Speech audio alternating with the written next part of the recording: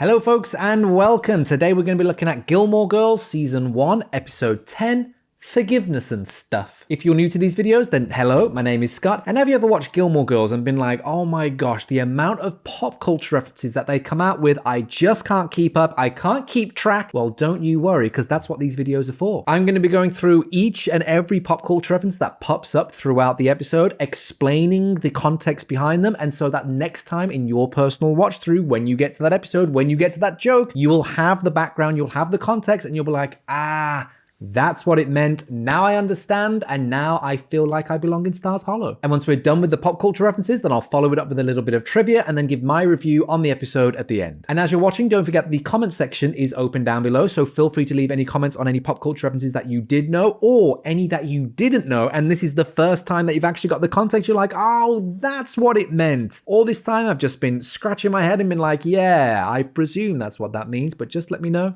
down below. And if you enjoyed the video, feel free to give it a like, but also if you don't want to miss out on future videos, why not subscribe as well? Because then you won't miss out, whether it's to do with Gilmore Girls, Friends, or any other shows that'll come out on the horizon. If you hit that subscribe button, then you won't miss out. It'll pop up in your feed. But enough with the intro, let's jump into the episode. And yeah, I think we're gonna have to deal with the fallout of what happened last time. Lorelai and Rory have had a bit of a falling out, and Lane's checking in on the situation. Let me guess, you and Lorelai haven't made up yet, huh? Nope. Things are still very Miracle Worker at my house. The Miracle Worker is a 1962 movie based on a 1959 play of the same name about Helen Keller, who, when she was only 19 months old, was struck down by an illness. Some say that it was meningitis, some say that it might have been rubella. Regardless, it left her deaf, blind, and mute. Because of this, she was unable to communicate with others for the first part of her life until her tutor and later friend, Anne Sullivan, guided her to gain the tools to be able to express herself to the world. And Helen went on to write numerous books and give lectures and education around the world. But it's not that part of the story that Rory's referring to. No, it's the bit before. Because Lorelai and Rory have had a falling out, they're not on speaking terms. The house is quiet. It's silent. It's as if Helen Keller, before she had the ability to express herself, were living there. So, yeah. Think we'll just move on to the next one, shall we? Lest we forget, it's nearly Christmas and Rory is going through her shopping haul. Some cardio salsa tapes for Michelle, a book for Dean. You got Dean a book? Yeah, Metamorphosis. Metamorphosis. It's Kafka. Very romantic. I think it is romantic. I know I've always dreamed that someday a guy would get me a really confusing Czechoslovakian novel. Kind of explained it already, but yeah, Metamorphosis is an absurdist novella written in 1915 by Czech author Franz Kafka. The story is about Gregor Samsa, who wakes up one day and realizes he is metamorphosed into a bug. And there he is, like a beetle, like a bug. And he's like, oh my gosh, I've woken up and I'm a bug. And then he gets ostracized by his family. It is a truly bizarre story and it makes for wonderful stage productions. I've actually played Gregor in a little version of Metamorphosis years and years ago, and it's brilliant to have that sort of transformation, then become that sort of physical theater-esque type of thing. It's really fun. Yeah, there was like bars and everything that I was crawling over. That was another time, wasn't it? But yeah, not the most romantic book to be giving to your boyfriend at Christmas, though it is apt in Rory's story, I would say, because Gregor feels like he is somewhat of an outcast. He feels like he's somewhat isolated. He feels like he's somewhat shunned because of what's happened to him. And Rory is also feeling the same because if you remember in the last episode, she accidentally slept over in Miss Patty's with Dean. Very innocent, they just fell asleep. But now Lorelai, her grandparents, the town, they're all like, oh, Rory, no. So yeah, Rory and Gregor actually have a lot more in common. So she's very much projecting there, I feel, by wanting to give that book to Dean, because she's gonna be like, oh, what book should I give Dean? Oh, I know, one that kind of parallels my life right now. But it's best that it was just a parallel, because I think it would make for an entirely different show if there was that scene when they fell asleep in Miss Patty's and then they woke up and Dean was a bug, even though he is a bit of a bug. Anyway, I'm not getting into the Dean hate this early on in the episode. We got loads more time and opportunities to get into that. Now we're at the inn and Michelle is overlooking the decorating of the Christmas tree. Now flip the elf in the ferry. Which one's the ferry? The one with the wand. What are you doing? Isn't this a wand? No, that is a staff. So this isn't a fairy. That is little Bo Peep. And you don't want to move. I would prefer that you didn't. So that guy didn't seem to know who Bo Peep was, but don't worry, I'll just give a little bit of education right now. Bo Peep is from the nursery rhyme Little Bo Peep, and I don't actually know the nursery rhyme off by heart, so I'll just read it out here. Little Bo Peep has lost her sheep and doesn't know where to find them. Leave them alone and they'll come home, wagging their tails behind them. How sweet. How lovely. It's just one of those light-hearted nursery rhymes that teaches kids about patience because she feels that she has lost her sheep and is like, and she's fretting about them. But don't worry, good things come to those who wait. And if she just has a little bit of patience, then the sheep will come back wagging their tails behind them. And it's just another example of one of those pastoral poems that came out from the early 19th century in England, such as Mary Had a Little Lamb as well. Agriculture and pastoral imagery were very much themes that were prevalent within these stories, and you see them popping up, especially from the early Victorian era all the way through to basically the modernization in the 20s. But it seems like Mr. Christmas Tree Decorator skipped over his history lessons on early 1800 literature, so yeah, that's on you, my friend. That's on you. Emily has uninvited Lorelai to Christmas dinner, and now back at the house, Rory is trying to convince Lorelai to come along to the dinner, but Lorelai is saying no. You just want to hold a grudge. Yes. It burns more calories. That's not true. Yes, it is. How do you think your grandma got those legs of hers? She's not exactly a Stairmaster gal. Mom. So this is an example of a Stairmaster. There are two different things at play here. We have the Stairmaster brand that was set up in the 80s that make fitness equipment, but then we have this type of equipment right here that is more colloquially known as a Stairmaster because it is just sort of ubiquitous with exactly what it is. Kind of like the way that Hoover and Dyson and Vacuum and all of that, they're just brand names and whatevs. You get what I'm on about. But yeah, Stairmaster itself, it's just a never-ending staircase that you keep climbing up and keep on climbing up. Obviously, you're just staying in one place as you do because it's sort of like an escalator system, but it gives you a proper good workout. And hey, it's good to have something like that at home. If you've ever wondered what this was right here, if you just see the corner of this, it's a treadmill. I have a treadmill at home. I don't get out the house much. I work from home and I don't really have anywhere to go. So I have a treadmill here and I can put my iPad up there and I just watch things whilst I'm on the treadmill. So it's good to have something like that. But a Stairmaster, hoo-wee. I've been on one of them and yeah, after a while, them gams be aching. It's true. Whew. But apparently holding a grudge burns more calories, which is strange because I hold so many grudges and yet I'm not seeing any progress. Maybe I need to hold some more. Never saw her on the running track. Okay. I don't remember the country club organizing a Tai Bo class. And Tai Bo is a high-energy workout program combining elements of traditional martial arts like Taekwondo and boxing with aerobic exercise. And it was created by martial artist Billy Blanks in the 1980s, and Tai Bo became widely popular in the 90s as a fitness craze. The name Tai Bo combines Taekwondo and boxing, though it isn't a form of combat, but rather a full body workout designed to improve cardiovascular fitness, strength, flexibility, and coordination, because you're just doing a lot of moving and a lot of, fluidity. And Tai Bo routines often involve punching, kicking, and fast-paced movements set to energetic music and creating an intense calorie-burning workout. And I would absolutely love to see Emily Gilmore take a Tai Bo class. I think that would be fantastic. Can we get a petition to make that happen? Fine, forget it. Should I put your name on Grandma's present?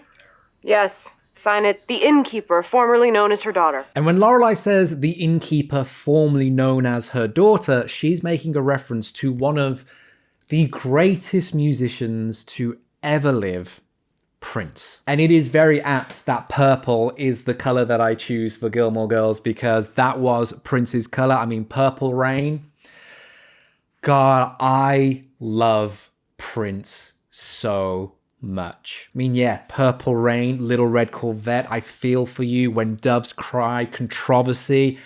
I could never take the place of Your Man. That is my favorite Prince song. I just love him. But anyway, in the 90s, Prince changed his name to the love symbol, which is a combination of the male and female symbol, because it was part of an ongoing legal dispute with Warner Brothers. Basically, Prince was signed by Warner Brothers, but they were exerting so much control, being the corporate entity that they are, that he felt it was restricting his artistic license. They were saying what he should release, when he should release it, the type of music that he should make. And so as a way to get out of this and to regain some control, he changed his name to this symbol because that symbol couldn't be trademarked.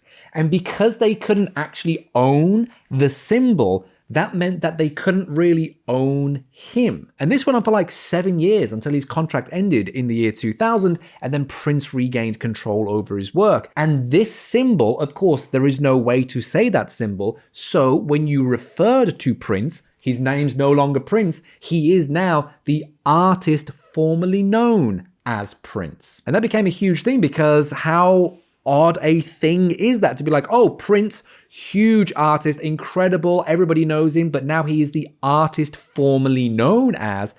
And so that setup of words that has come into modern parlance, into pop culture, you just hear that like, oh, the formerly known as blah. And so that is what Lorelai's doing right there. And I apologize, I was a little distracted all the way through that because I was just thinking of all the other Prince songs, and I definitely have to do a mega mix listen to once I finish this video. All right, let's get back into it then because I need to listen to some Prince. Lorelai is trying to order a pizza, but there's a problem with the delivery. There comes a time when you just need to pick up and move on. So what's the next phase of the delivery saga? Well, how long until your brother's back with the Razor scooter? Now, this will resonate with each and every one of you differently depending on where in your life you were when these came out, because this is a Razor scooter. It's a fold down kick scooter. They came out in the year 2000 and they were the most popular toy in 2001. So of course, at the time of this episode, they are all the rage and they fold down quite nicely. And then you put your foot on it and you kick along and you go along, and hey, there's variants of that still out today. I mean, there are electric ones that you can hire. Anyway, these were huge, and whether you were sort of already a little bit grown up when these came out, so you didn't really get on, or like I was a kid when they came out, I remember having one, and I'm pretty sure one of the scars on my shins is because of these, because cooey, the way that it would just absolutely whack into you. I mean, they talk about different pains in life. Like, I've had kidney stones. Getting hit in the shins with a Razor scooter, that's up there. That's up there. I think we can all agree on that. Childbirth, nah. Razor scooter, bam, up there. You know what I'm saying? Dean has now come a knocking at the window. So, am I like public enemy number one with you? Number one? I don't know.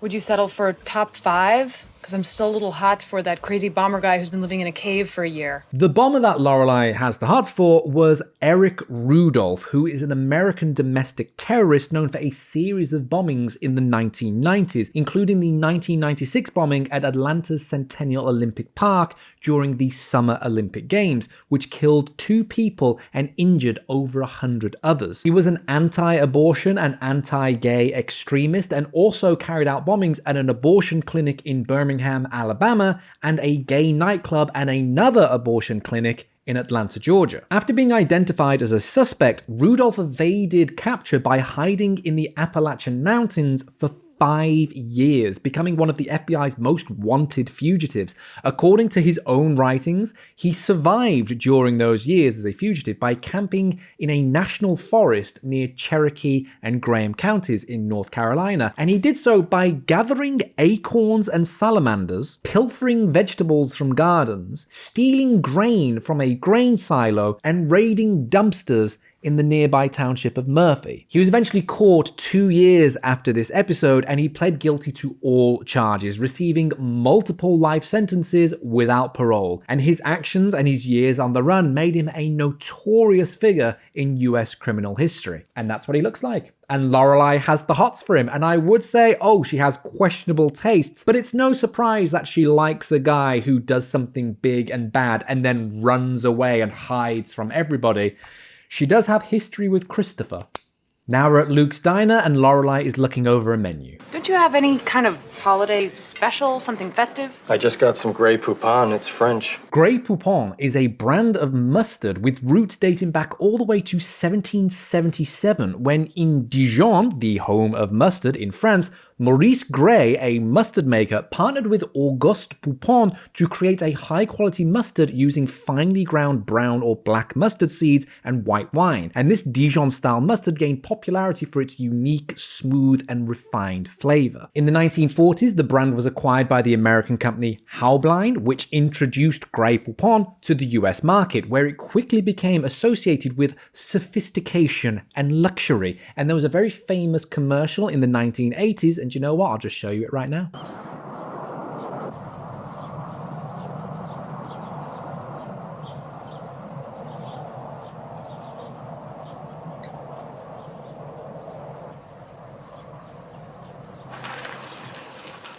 Pardon me, would you have any Grey Poupon?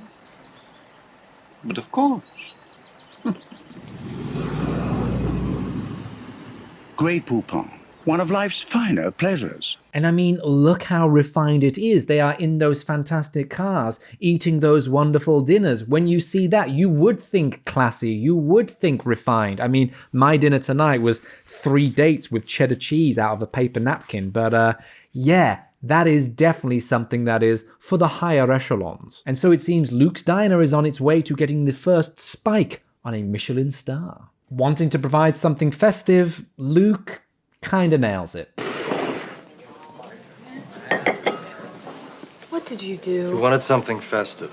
You made me a Santa burger. It's no big deal. He has a hat and everything. Yeah, I just cut a piece of Wonder Bread, poured on a little ketchup, piped on a little cream cheese. No one has ever made me something quite this disgusting before. Wonder Bread is an iconic American brand of sliced white bread, and it was introduced in 1921 by the Taggart Baking Company in Indianapolis, Indiana. And the bread gained its name from the wonder that Elmer Klein, an executive at the company, felt upon seeing hot air balloons at the International Balloon Race, and that is what inspired the colourful red, yellow, and blue balloons on its packaging. So they are hot air balloons, and aren't they wonderful? In 1930, Wonder Bread became one of the first brands to sell pre-sliced bread, a novel idea at the time that made it hugely popular and increased demand for sliced bread across the country. I mean, that was the best thing. Has it not been good since then? I think we've had some highlights in the past nearly 100 years, I would say. Just a few. Got a robot on Mars, so that's pretty cool. Wonder Bread promoted itself as nutritious and enriched with vitamins, especially in the 1940s when bread fortification became commonplace. And over the years, Wonder Bread has become synonymous with soft white bread and convenience, despite critiques from health advocates for its lack of whole grains. So it's not the healthiest thing to eat, but come on, when it looks like that, I mean, it may not be full of whole grains, but it's definitely full of love. Richard has ended up in hospital, and Luke is driving Lorelei to see him. I'm sorry you're killing yourself to get me there, and I'm yelling at you. I don't mean it. I know. I feel like this is one of those moments where I should be remembering all the great times I had with my dad. You know, the time he took me shopping for a Barbie or to the circus or fishing, and my mind is a complete blank. Barbie dolls. Created by Ruth Handler and launched by the toy company Mattel in 1959, they quickly became iconic toys worldwide. They were inspired by a German doll named Bild Lilly, and Handler envisioned Barbie as a doll that allowed girls to imagine themselves in a variety of adult roles. Barbie debuted as a fashion doll with blonde hair wearing a black and white striped swimsuit, and quickly gained popularity due to her fashionable outfits and glamorous lifestyle. And over the decades, Barbie has held hundreds of different careers, from astronaut to doctor to presidential candidate, adapting to reflect societal changes and expanding girls' aspirations. While Barbie dolls have faced criticism over the years for promoting unrealistic body standards, Mattel responded by diversifying Barbie's body types, ethnicities, and professions all through to the modern day, making her more inclusive and empowering. And today, Barbie remains a cultural symbol with an enduring legacy in the world of toys and pop culture. And if Lorelei was to be taken to the mall to buy a Barbie when she was a kid, I'm guessing it would be the Malibu Barbie. It came out in 1971. That would be around the age that Lorelei would get one. Do you reckon? I reckon she would vibe with the Malibu Barbie. Malibu Barbie was a lot more laid back, and I think that would just marry up to Lorelei's personality perfectly. I mean, Richard didn't take her to buy a Barbie, so she never got one. She got that weird doll that we saw in one of the previous episodes. But yeah, in another timeline, when Richard actually took his daughter to buy toys, that's the one she would have got, I think. Now at the hospital, the family are trying to get some information on Richard's condition. Did you find out anything? Please, they run this place like the CIA. The CIA, or the Central Intelligence Agency, is a US government agency responsible for gathering, analyzing, and acting on intelligence related to national security. Established in 1947 by the National Security Act, the CIA was created to prevent intelligence surprises like the attack on Pearl Harbor and to counter threats posed by the emerging Cold War. The agency's work includes collecting information through human sources, conducting covert operations, and analyzing global political and security issues. During the Cold War, the CIA played a significant role in espionage to counter Soviet influence worldwide. And over the years, its activities expanded to address global issues like terrorism, cyber threats, and nuclear proliferation. While it is essential to US national security, over the years, the CIA as an organization has faced many controversies over its covert actions and its lack of accountability. But it still plays a key role to this very day in intelligence and national security for the United States. And it's also a fantastic setting for one of my favorite TV shows, American Dad. Stan Smith's part of the CIA, and I'm really grateful for it because it makes for a great show. I love it. But yes, they are very secretive. They keep everything very hush-hush under lock and key, much like the hospital are doing right now. Emily's now trying to deflect away from having a conversation about Lorelei by getting Rory to run a task. Maybe I should call Mom again. Never mind, I'm sure she's very busy. That's not true. I bet she'd... Rory, go get your grandfather a paper. But... The Wall Street Journal or Barron's, whatever they have. He'll want something to read when he gets back to his room. Okay. So I talked about the Wall Street Journal in a previous episode, so I won't explain it here, nor will I count it as a reference, but Barron's we haven't talked about, so let's talk about it. The aforementioned Barron's is a leading American financial magazine and website that covers markets, investing, and economic trends. It was founded in 1921 by financial journalist Clarence W. Barron, guess where it gets the name from, and it publishes in-depth analysis, investment advice, and financial news geared towards investors and financial professionals. Published weekly and known for its high-quality journalism, Barron's offers insights into stocks, bonds, mutual funds, and more, helping readers make informed financial decisions. And so, of course, if you're Richard Gilmore, when you've been rushed to hospital, what do you want when you wake up? A lovely paper full of numbers telling you about numbers in other people's bank accounts.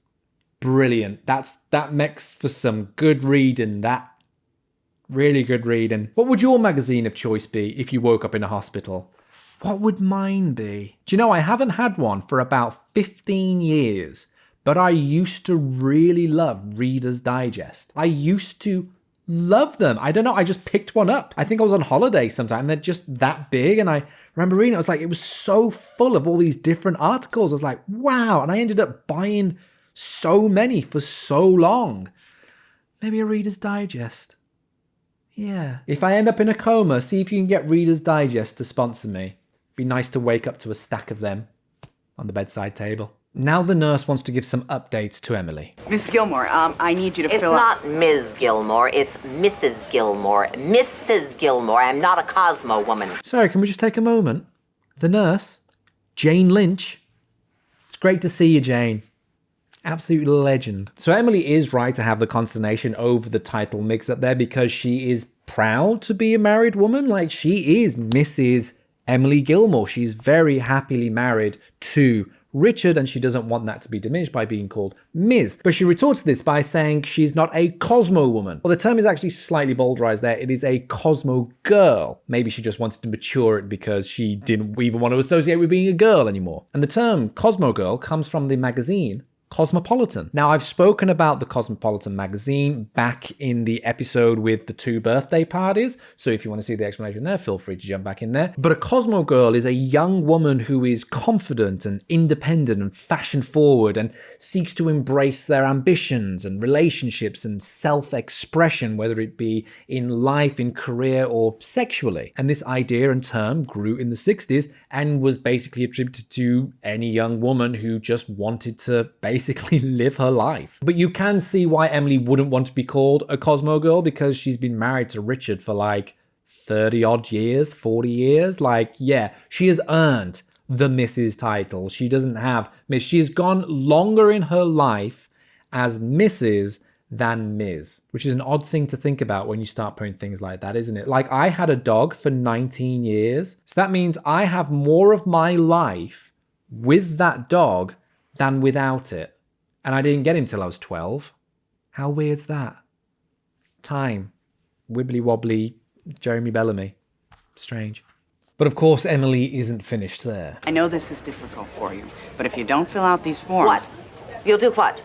I'd like to hear in your most condescending tone what my punishment will be for not filling out these forms in a timely manner. Are there bamboo shoots involved? Some sort of dark, deep hole in the ground? Rats nibbling at my toes? So the tortures that Emily has described are from the movie The Deer Hunter. Now, I went into detail about The Deer Hunter in the video about the episode The Deer Hunters, so I will include it as a reference here, but I won't go into the explanation, because if you've noticed that I'm a little bit meandering in this video, I'm a little bit, oh, his energy is a bit strange. I've only had like 4 hours sleep. I'm so tired. I'm so tired that I'm getting a bit giddy, and I've still got the rest of the video and the review and the trivia to do. So I'm gonna save myself some time. I could have probably explained what the Deer Hunter was in the time it took for me to explain why I'm not explaining the Deer Hunter. Do you know what? The pen has been clicked and the mark's been on the tally. Let's just move on. Luke and Lorelai have finally arrived at the hospital and they're trying to find their way to Richard. Okay, we're supposed to follow the blue line around the corner, and then we should be... Where's the Scarecrow when you need him? So what Lorelai is referring to here is the 1939 movie The Wizard of Oz, based on L. Frank Baum's 1900 book The Wonderful Wizard of Oz. It is considered one of the greatest movies of all time, and you know what? It's wonderful. It's absolutely fantastic. But the story of it is basically you've got Dorothy, she's in Kansas, she gets swept up by a tornado, she lands in the magical land of Oz. She needs to find her way to the wizard, and she gets told by the Munchkins to follow the yellow brick road. So she does. She follows the yellow brick road. But then the road comes to a fork. She doesn't know which way she has to go, and that's when the Scarecrow, played by Ray Bolger, appears and says, hey, don't you worry, you don't have to be confused, I know the way, and he leads her down the right path. And so right now, she could do with the Scarecrow because that blue line has split, she doesn't know which way she has to go. Where's the Scarecrow when you need him? And here's a little personal story. My first ever play was The Wizard of Oz. I was 11. And I wanted to be the Scarecrow so much. But Kieran Cole got it instead, and I was gutted. But I got the lion, and everybody said, oh my gosh, the lion stole the show. And I was like, thank you so much. I appreciate that. Thank you. Thank you. And then I went to RADA, and now I'm not acting, not working. Haven't booked a job in ages. So that's fun. If only 11-year-old me realized that. But The Wizard of Oz, my first ever acting job. So yeah, how about that? Maybe I'll play the Scarecrow one day. Who knows? Richard's had his tests, he's been taken to a room, and Lorelai is looking for Rory. You know, I could look for Rory. No, that's okay. I'll do it. I thought so. Hey, look, it's Rory.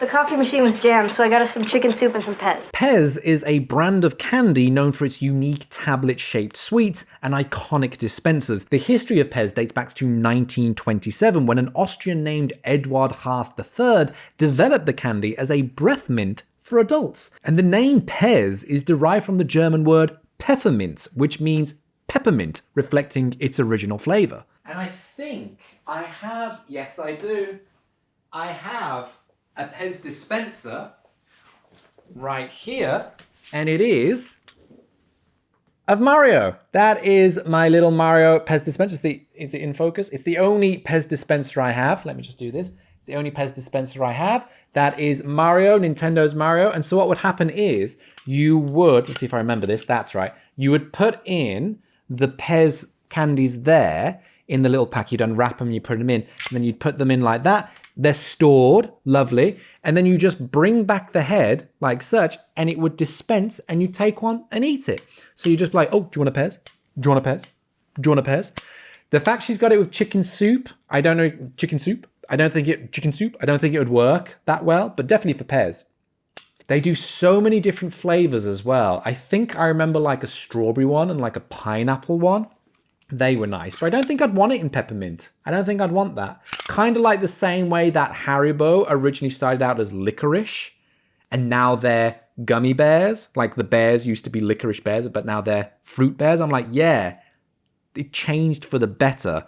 And I think that's the same with Pez. I don't think I'd want a peppermint because they're quite chalky, but it goes well with a fruit flavor, not with a peppermint flavor, I don't think. Pez.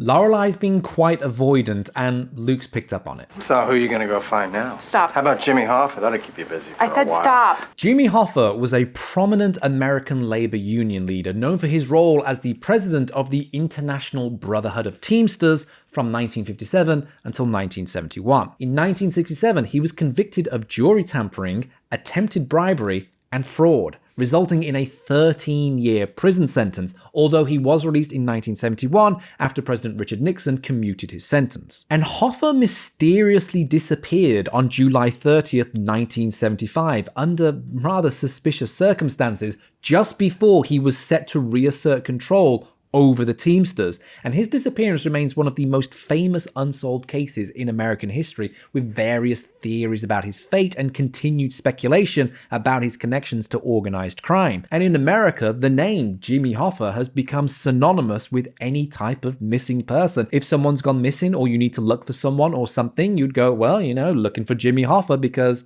Jimmy Hoffa just disappeared. And no one knows where. And at the hospital, Lorelai and Rory have finally got a chance to chat. He told me nothing happened. Nothing did. I know. You do? Really? Rory, there are only two things that I totally trust in this entire world. The fact that I will never be able to understand what Charo is saying, no matter how long she lives in this country, and you. Charo, born Maria del Rosario Mercedes Pilar Martinez Molina Baeta, is a Spanish-American actress, singer, and comedian known for her flamboyant personality and talent, and she gained fame in the 1970s and 80s, often appearing on television shows, variety programs, and talk shows, where her catchphrase, Cuchi Cuchi, became iconic. She is also a talented flamenco guitarist, showcasing her musical skills in performances across the globe. And throughout her career, she has appeared in various films, TV shows, and Broadway productions, often blending music and comedy. Her unique style and charisma have made her a beloved figure in entertainment, celebrated for her contributions to both music and pop culture. In addition to her entertainment career, she is also known for her philanthropy, particularly in advocating for various causes, including animal rights. And the thing is with Charo is that she has a very thick accent. She very much plays into it as well, but that has become sort of her trademark, something that she identifies to. What I would say would be a good reference point if Charo was slightly before your time and you're unsure of what she would sound like, would be Gloria Delgado in Modern Family. Sofia Vergara's character in that very much over amplifies her Colombian accent, and so it's that kind of feel. It's an accent that's very much, broad, it's very thick, and Lorelai finds it difficult to understand no matter how long she's been in the country because the accent has not diluted at all. And in addition to her entertainment career, Charo is known for her philanthropic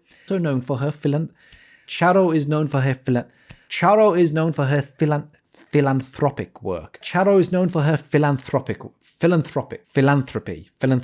Emily stepped out of the room where Richard is just to take a moment, and she sits down next to Luke, and Luke tries to take her mind off things. How is he? Oh, he's... I don't know. It's a nice tie. It's Brooks Brothers. It's bothering him tonight. I told him not to loosen it. I wanted him to look nice for our guests, so he didn't. And then, well, the paramedics took it off him on the way here. I just haven't been able to put it down yet.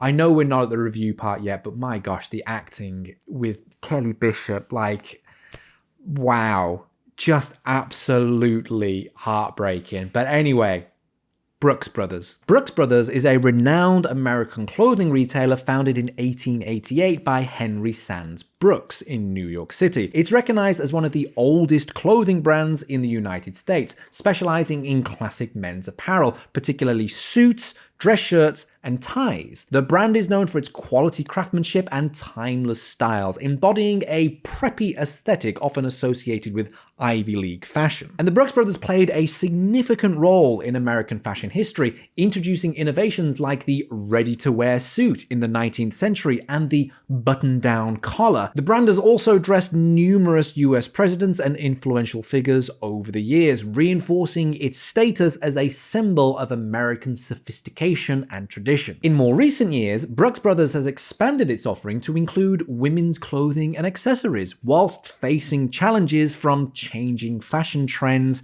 and retail competition. Despite these challenges, it remains a respected name in classic American style, though in July 2020 they did file for bankruptcy but was subsequently acquired by a new owner, ensuring its continued presence in the fashion industry. And so of course, if Richard Gilmore was to have a bow tie, it would be from Brooks Brothers. And so there we go, folks. That is every pop culture reference for Gilmore Girls Season 1, Episode 10, Forgiveness and Stuff. And I hope you don't mind if I just take a moment, because the way that episode ended, there is such a roller coaster of emotions, and I feel teary with joy. Like, it is just so beautiful. There were so many beautiful moments in this episode. Like, wow. But before we get to that, we've still got a few things to get through. We actually need to tally up how many pop culture references there were. So let's jump onto the scoreboard, shall we? So I'd say they had quite a nice mixed bag of pop culture references here, pulled from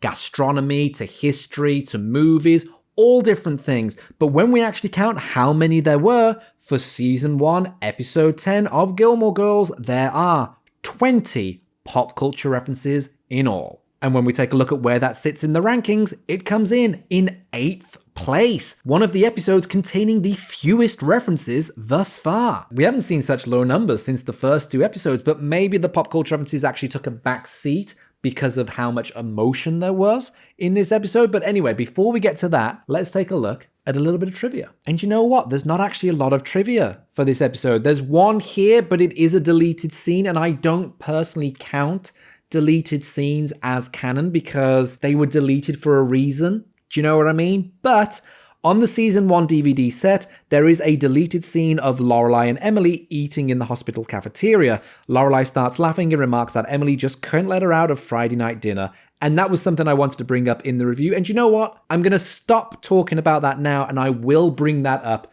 in the review, which will come now. So yes, trivia done. Onto the review. What I've noticed in several of these episodes thus far is this idea of pathetic fallacy. So the one that really stuck out for me was the Snow episode and the beauty yet the destructive force of Snow that showed in many of the characters' relationships, of how beautiful the newness of things were, but then being in that new situation for so long caused them damage. And something that appears here is Richard's angina. That medical condition is actually a perfect analogy for the relationships and the arcs of basically every character shown in this episode. Because his angina was an issue. It was underlying, it was there, it was always there, it wasn't talked about, and then it had an effect, and then it's observed. And you see that same setup basically with everyone. And that hidden unspoken thing pops up so much. I mean, I'll just quickly go through the list of things that I observed here. Luke and Lorelai's affection for one another, Lorelai's love for her parents, Lorelai's fear of losing her father and the loss of connection that she never actually had, Emily's sadness at potentially losing Richard and losing her daughter as well, Rory's fear at being an outcast forever, Dean's fear of never being accepted by Lorelai, and Lorelai's hidden fear that Rory will end up like her. There are so many different things that pop up, and considering this is a Christmas episode, you would hope that it would be light-hearted and lovely and whimsical and, oh, isn't this beautiful? But no, it's tinged throughout with this hidden sadness that's throughout there. So let's just break this down a little bit. So as I've said before, and I will always say, whenever Emily Gilmore is on screen, the episode is hers. That's it. That's just a written fact. Kelly Bishop is such a tour de force. She is such a fantastic actress that whenever she is on screen, that's it.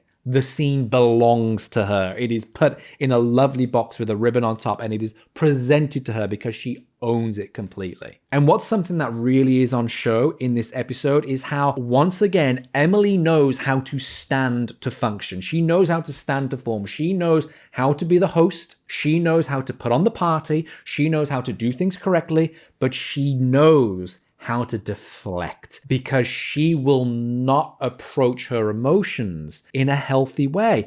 And you know that that is something that bothers her. So there are a couple of examples, like when she's on the phone to Lorelai at the beginning, she wants to invite her around for dinner, but then Lorelai can't come and she goes, well, you're uninvited. And you can see how emotional Emily is with that. She just wants to get this all out and talk through, whether it is a confrontation, whether it is a resolution. She just wants to deal with it with Lorelai, but she doesn't know how to. She doesn't know the proper handbook way to do that. So she just goes, well, you're not invited to the party, then that's it. You're uninvited. Doesn't matter. It's fine. Just send Rory in your place. That's absolutely fine. She knows how to do it officially on paper, but she doesn't know how to do it from the heart. And you see it again when Rory comes to dinner and Rory says, can we just talk about mum? And she goes, nope, there's a party going on right now. Yes, but I want to talk about mum. No, so if you speak to them and get yourself a drink, she just knows how to deflect. She won't approach emotionally. And then you really see it come to a head when she's in the hospital room with Richard at the end. And she is plumping up the pillows to put behind Richard's head. And Richard's going, okay, so I have a key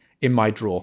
Does the pillow fit okay? I want you to go in there and there's my will. Yeah, I think it's feathery down. Is that better? She goes, Emily, listen. She goes, no, I will refuse. I refuse. I don't want to hear it. You have to promise that I go first. The way she is on the edge of breaking down, she is so tightly bound. She is so wrought and she wants to be able to just let it out. She wants to be able to not have to stand on form, have to stand on function, have to be this perfect status symbol that she has put herself into. And there's a moment where you see the admiration that she, because there's a lot of, I don't want to use the word disappointment, but there's a lot of distance between Emily and Lorelai because Lorelai doesn't stand to form. She doesn't stand to function. We know this. She doesn't attend the party. She doesn't wear the dresses. She doesn't do the things that Emily knows she should do because that's what's written in the book. The book, you know what I'm on about, but that is what is written down. And there's a moment where they're in the hospital and Emily's like, I don't know what's happening. People just keep on walking in and out of those doors. And Lorelai goes,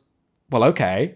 And just walks through the door. And Emily goes, oh, I didn't know you could do that. And you can hear and see the admiration that Emily has for Lorelai in that moment, because that is a quality that isn't of Emily or Richard. That isn't a parental quality. That is a pure Lorelai Gilmore quality. And that is one of those qualities that Emily actually admires. There are lots of aspects that she sees of Lorelai that she wish she could change, that she wish she could be altered, that she wish Lorelai didn't have. But there are certain things about Lorelai that Emily really admires. And the lack of, how can I phrase this, sort of actually basically just not giving a fuck, that is something that Emily sees and goes, wow, I wish that could be me, because when you live like that, you are also so much more in touch with your emotions. And you see that so many times thus far between Lorelai and Rory, because whenever there has been a schism, whenever there has been a upset, they've managed to resolve it. It hasn't been this ongoing thing. It just has been like, I wish you'd have told me that you had this first kiss. Why didn't you tell me? I wish you'd have told me that it was about this boy. Why didn't you tell me? And then, of course, there has been this underlying thing throughout the episode of they haven't really been talking to one another because of what happened in the previous episode when she fell asleep in Miss Patty's. But then they resolve it at the end. She's like, yeah, they can talk about it freely. I know I can trust you. I know you are my daughter. I know things can happen, but I do trust you. And Lorelai can talk about these things. Lorelai can be open and bring up these things. And that is a quality Emily doesn't have. And it's a quality that Emily wishes she had. And even with her husband, she still can't bring herself to be that open, to be that vulnerable, to allow the tension to just dissipate just a little bit. She has to be like, I'll call for the nurse, I'll call for something, and Richard just holds her hand. And Emily starts to break down. She still can't say, you know, I love you, I want this. She can't do this. She can't say, Richard, I'm scared. Richard, I don't want to lose you. Richard, I don't like this. She just has to go, no, this is the way it's going to be. I want you to promise that I will go first. In fact, I demand that I go first. Like, she has to be on form. She has to be on function. And then we get to see a slight melt when she sees that Lorelai has stayed with her. And then, as I was bringing up in the trivia little section there, they get to have their Christmas dinner. Like she says, let's go to the cafeteria and get some food. And they have a little joke as they walk away. And it's like, that's so sweet because Lorelai was so heartbroken that she wasn't invited to Christmas dinner.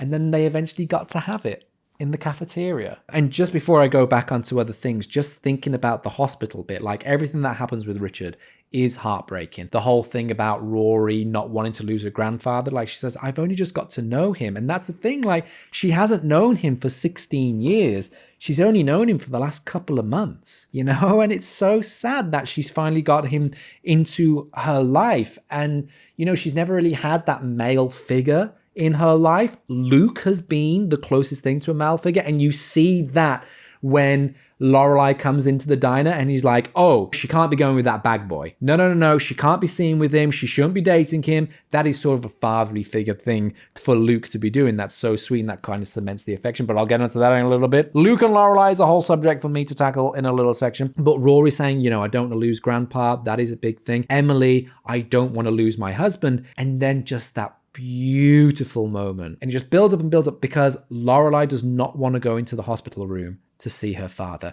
You see how much it affects her. I mean, there's that beautiful moment. I say beautiful, I mean in the way that it's acted, but it is absolutely heartbreaking when they're in the diner and she gets the phone call and she's like, I need a cab. My father's in hospital. I need to go. What's happening? She kind of breaks down. Luke manages to gather her. And then they get into the hospital and Lorelai sees her dad being wheeled in. She's like, okay, he's there. He's alive. Okay. And then the fear starts to set in. And she's like, no, okay, I need to find my mom. Okay, no, I need to find Rory. Okay, now I need to just do anything. And she's so petrified to lose her dad because even though there has been that schism for so many years, she still loves her dad. She still loves her mom. Like, if she hated them, she wouldn't be so affected. If she hated them and wanted nothing to do with them, she wouldn't have anything to do with them. The fact is, she does love them dearly and they love her dearly. It's just, you know, they don't necessarily blend that well. They don't necessarily gel that well, but like oil and vinegar don't mix, but they complement each other so well. And when she eventually goes into the hospital room and she sees him and they, oh God, actually it just made me well up thinking about it. Oh gosh. When she goes in and she's just there looking at him and he opens his eyes and they just share that unspoken moment. That is, it's made my hair stand up. That is a masterclass. That is absolutely beautiful in how much can be said with saying nothing. And I don't really want to break it down any further because I just think the beauty and the poignancy of that moment speaks for itself. It is utterly incredible, and it is an absolute testament to how amazing the acting in the show can be. You know, there's a lot of random little funny bits and these pop culture references that get thrown in, but then it just boils down to some incredible moments of acting.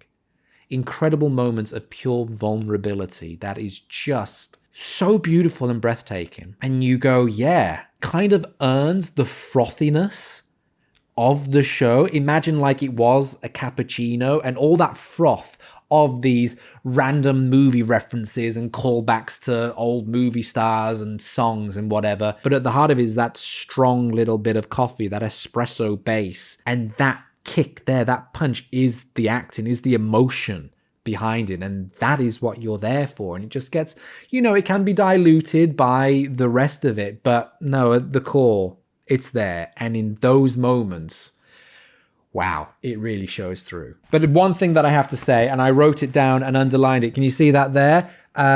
Luke breaks my heart. Oh my gosh, I love him. I do. I think he's absolutely fantastic, and I feel quite a lot of affinity with him. I feel I'm quite gruff at times. I mean, I seem quite bubbly in this, but I am just talking to a camera. I'm by myself, like 100% of the time. I work from home. I don't have any friends. I'm single. Like, y'all are who I'm talking to. And I feel that with Luke, sort of like socially isolated as Luke is. And so to see him like show vulnerability and emotion when he makes the Santa burger, he's like, yeah, I know you wanted something festive. And he does that for her. And, you know, he's quite gruff, but he does that nice little thing. And then when she's like, no, my dad, and he goes, okay, we're closing the store, and he gives the keys to Taylor and says, make your hot chocolate and then close up. Like, that line for me is so beautiful, and I think it's more beautiful than they realize, because like he has so much beef with Taylor, and just before that he's having an argument with him about like, so you want to sing carols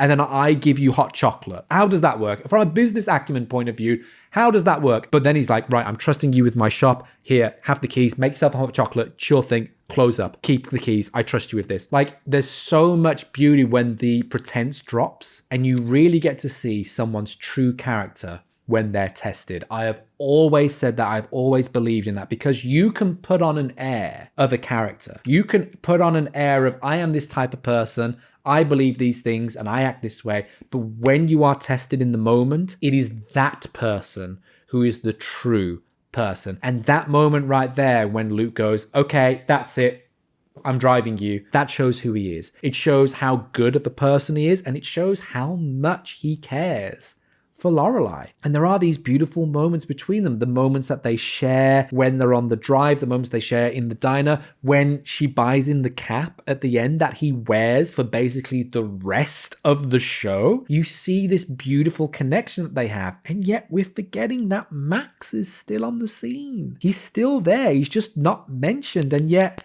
he makes a big presence later on, but he's still in the mix. And it's a real shame, because you see that there is some love there. Again, it's hidden, like the angina. You see there's this hidden thing there that they're not really talking about. It exists, but they're not going to mention it. They're going to keep it stum. But we know it's there. They know it's there. They just need to talk about it. And as I've just said, talked about it, I've realized that I've been talking about this for probably way too long yet again. So my apologies for rambling. But yeah, it is such a beautiful episode filled with such poignant moments that really highlights the underlying affections and loves that all of them have, and yet none of them talk about it. And that's the thing that gets me. Like, they all know how much they care for one another and how much the chance of losing anybody, whether it's Rory losing her granddad or losing Dean, Dean losing Rory, Luke losing Lorelai, Lorelai losing her dad, losing Luke, losing her mother, Emily losing Richard, losing her daughter, losing her granddaughter, losing all of these things. The loss is so scary, and yet it's at Christmas, which is a time of the new, basically, of having this new gift. And I suppose that the gift is that they're all still there. They're all still together. They can carry on as before, but hopefully with some new knowledge that, yeah, we've got this and we've got each other. And there we go, folks. That will be the end of the video. I could keep talking, but also I'm extremely tired and I think I'm getting delirious. So I do apologize if I've been a bit rambly, and also if my speech hasn't been the most coherent. I'm realizing I'm not really enunciating my words very well. But anyway, I'm going to end the video here so I can have some sleep, have a nice little rest. And I just want to say thank you so much for being here. Don't forget that the comment section is open down below, so feel free to leave any of your thoughts in there. And if you enjoyed this video, feel free to give it a like. And if you don't want to miss out on any future videos, then hit the subscribe button as well, because then any videos from Gilmore Girls, Friends, or any other shows that'll be coming out in the future, you won't miss out on them because they'll pop up in your feed if you hit the subscribe button. But that is the outro done with. And the last thing for me to do is to thank you once again for being here, my friends. Luck and more to you all, and catch you next time.